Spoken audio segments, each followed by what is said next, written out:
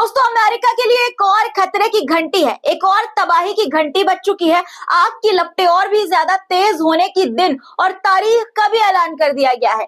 क्या पूरा कैलिफोर्निया खाक हो जाएगा? बताऊंगी आगे आपको कि क्या चेतावनी जारी की गई है अमेरिका के लिए और क्या तारीख बताई गई है एक और तबाही की। एक तरफ कुदरत कैलिफोर्निया को मिटाने में लगी है और दूसरी तरफ लोग पीड़ितों के लिए मदद की तैयारी कर रहे हैं। एलन मस्क की कंपनी एक्स जो पहले ट्विटर थी, उसने भी डोनेशन दिया है दोस्तों कैलिफोर्निया के पीड़ित लोगों के लिए।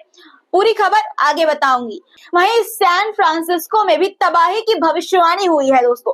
बड़ी खबर यह भी है कि लॉस एंजलिस के बाद अब झेलम नदी के बीच में स्थित एक नेचुरल फॉरेस्ट, एक प्राकृतिक जंगल में भी अचानक से आग लग गई है। डिटेल आगे इस खबर की बताऊंगी। आज के इस वीडियो में बहुत अहम खबरें आपके लिए लेकर आई हूँ, बहुत कुछ है, इसलिए पूरा वीडियो जरूर देखिएगा। और चैनल को सब्सक्राइब नहीं किया है तो फटाफट सब्सक्राइब कर लीजिए, लाइक बटन भी प्रेस कर दीजिए दोस्तों, और कॉमेंट में अपनी राय जरूर लिखा करिए, क्योंकि आपके कमेंट पढ़ के बहुत खुशी होती है जब आप अच्छी अच्छी बातें कमेंट में लिखते हैं।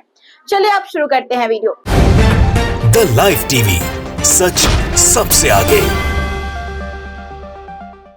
आदाब दोस्तों, मेरा नाम है मिसबा खान और आप मुझे द लाइव टीवी पर देख रहे हैं। कैलिफोर्निया के जंगलों में लगी आग के बाद अब बड़ी खबर दक्षिण एशिया में मौजूद झेलम नदी, जिसे विस्तारा भी कहा जाता है, वहां पर बीच में स्थित एक नेचुरल फॉरेस्ट यानी प्राकृतिक जंगल से है, जहां पर अचानक आग भड़क उठी है दोस्तों।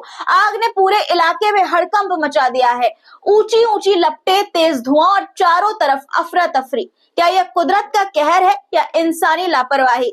चश्मदीदों के मुताबिक आग की ऊंची लपटें दूर दूर तक दिखी हैं और मौके पर तुरंत फायर ब्रिगेड और रेस्क्यू 1122 की टीमें पहुंची हैं, लेकिन सूखी घास और मुश्किल इलाका होने की वजह से आग को काबू करना बेहद चुनौतीपूर्ण, चैलेंजिंग साबित हो रहा है। ये जंगल कई एकड़ में फैला हुआ है दोस्तों, और अचानक लगी इस आग से बड़ी संख्या में पेड़ जलकर खाक हो गए हैं। आग ने अब तक एक बड़ा हिस्सा अपनी चपेट में ले लिया है। आग का असर जंगल के बाहर सड़कों पर भी पहुंच गया है। धुएं के कारण सड़क पर ट्रैफिक प्रभावित हो रहा है खबरों के मुताबिक, जिससे आम लोगों को परेशानियां हो रही है, उनकी परेशानियां बढ़ गई हैं। रेस्क्यू टीम के सामने सबसे बड़ी चुनौती दोस्तों ये है कि झेलम नदी के बीच स्थित जंगल तक पहुंचने के लिए साधन नहीं है। फायर ब्रिगेड की गाड़ियां भी नदी के बीच तक नहीं जा पा रही हैं। दरअसल मसला यह है कि फायर ब्रिगेड की गाड़ियां भी नदी के बीच तक नहीं पहुंच पा रही हैं, नहीं जा पा रही हैं।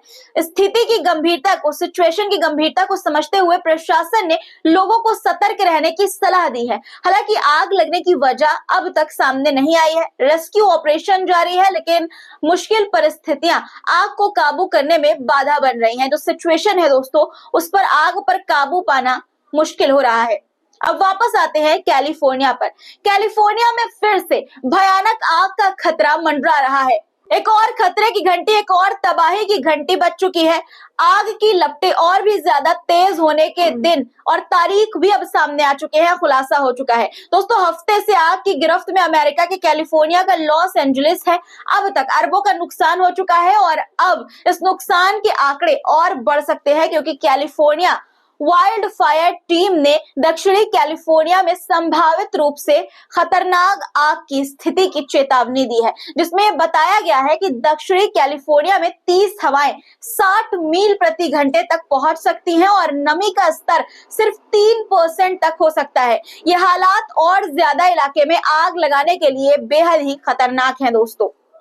ये खतरा सोमवार से यानी कि मंडे से बताया गया है। कैलिफोर्निया वाइल्ड फायर टीम ने चेतावनी दी है कि सोमवार से शुक्रवार के बीच आग लगने की संभावना बेहद ज्यादा है। अब अगर आग नए इलाकों को पकड़ती है, वहां पर फैलती है, तो अमेरिका का कितना भयानक नुकसान होगा आप अंदाजा लगा सकते हैं दोस्तों। फायर ब्रिगेड की जो टीम है, वहां के लोगों को सतर्क रहने और तैयार रहने की सलाह दे रहे हैं वो, क्योंकि अगर आग भड़कती है तो और लोगों को अपना घर छोड़ना पड़ सकता है। आपको बता दूं कि अब तक वैसे 1 लाख से ज्यादा लोग विस्थापित हो चुके हैं। 3 लाख से अधिक आबादी को घर छोड़ने का अलर्ट जारी कर दिया गया है। ऐसे में अब और भी लोगों को चेतावनी दी गई है कि तैयारी करके रहो, कभी भी घर खाली करना पड़ सकता है। दोस्तों, कैलिफोर्निया के लॉस एंजलिस में लगी आग से 40,000 एकड़ से ज्यादा का इलाका जल चुका है।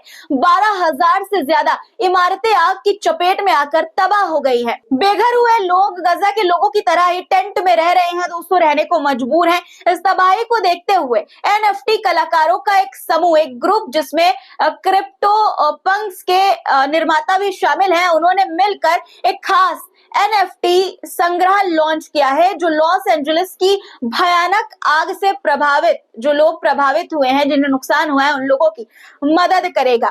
आपने दोस्तों एनएफटी के बारे में सुना ही होगा, लेकिन अब इन कलाकारों ने अपनी कला का इस्तेमाल एक नेक काम के लिए किया है। बड़े नाम जैसे कि लार्वा लैब्स, जिन्होंने क्रिप्टो पंक्स बनाए हैं, अब लॉस एंजलिस की आग के पीड़ितों की मदद के लिए एक साथ आए हैं। इन कलाकारों ने मिलकर एक नई एनएफटी कलेक्शन तैयार की है, जिसका पूरा उद्देश्य, पूरा मकसद आग से प्रभावित लोगों को मदद पहुंचाना है। लॉस एंजलिस में लगी आग ने हजारों घरों को तबाह कर दिया है दोस्तों, और लाखों लोग प्रभावित हुए हैं। ऐसे समय में इन डिजिटल कलाकारों ने अपनी कला से उन्हें एक नई उम्मीद दी है, उनकी मदद की भरोसा उन्हें दिलाया है।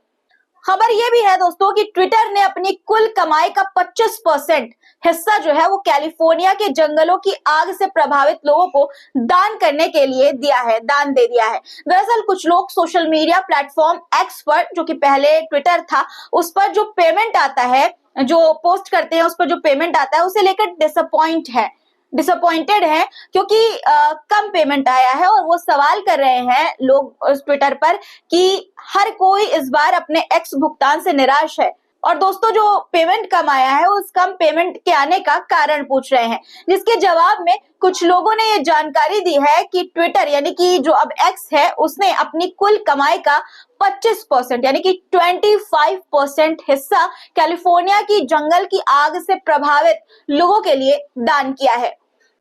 वहीं दूसरी तरफ अब सैन फ्रांसिस्को पर भी खतरा मंडरा रहा है।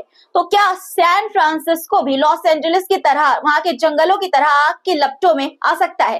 क्या इस मशहूर शहर के कुछ इलाके वाकई खतरे में हैं? सैन फ्रांसिस्को में तबाही की भविष्यवाणी क्योंकि दोस्तों की गई है। ऐसे में मैं आपको बताना चाहती हूँ कि सैन फ्रांसिस्को के वो कौन से इलाके हैं जो वाइल्ड फायर के लिहाज से सबसे ज्यादा जोखिम भरे हैं। दोस्तों, सैन फ्रांसिस्को अपनी ठंडी जलवायु और तटीय धुंध के कारण लॉस एंजलिस जैसे विनाशकारी वाइल्ड फायर का शिकार नहीं बन सकता। लेकिन इसका क्या मतलब है? क्या ये शहर पूरी तरह से फिर सुरक्षित है? इसका जवाब है बिल्कुल नहीं, ये पूरी तरह से सुरक्षित नहीं है। लॉस एंजलिस में लगी भयानक आग जैसे कि पैसिफिक पैलिसेड्स और इटन की आग सूखी वनस्पति और खतरनाक भूभाग की वजह से फैली दोस्तों। वहीं सैन फ्रांसिस्को में ऐसी स्थिति कम होती है, लेकिन सैन फ्रांसिस्को में एक ऐसा इलाका है जिसे कैल फायर ने हाई रिस्क जोन में रखा है। ये इलाका है क्रॉकर अमेजन पड़ोस, जो शहर के सबसे गर्म इलाकों में से एक है। यहाँ की घुमावदार और पहाड़ी सड़कें जो हैं इसे और भी ज्यादा जोखिमपूर्ण बनाती हैं। क्रॉकर अमेजन के ठीक पास सैन ब्रूनो माउंटेन स्थित है, जिसे भी कैल फायर ने फायर हैजार्ड एरिया घोषित किया है। इस क्षेत्र में सूखी वनस्पति और गर्म मौसम आग के जोखिम को बढ़ा सकते हैं। हालांकि दोस्तों पूरे शहर में सिर्फ 1% लोग ऐसे हैं जो इस इलाके में रहते हैं, जिन्हें मॉडरेट या हाई रिस्क कैटेगरी में रखा गया है। बाकी शहर ठंडे और नम वातावरण के कारण बाकी जगहों को सुरक्षित माना जा रहा है।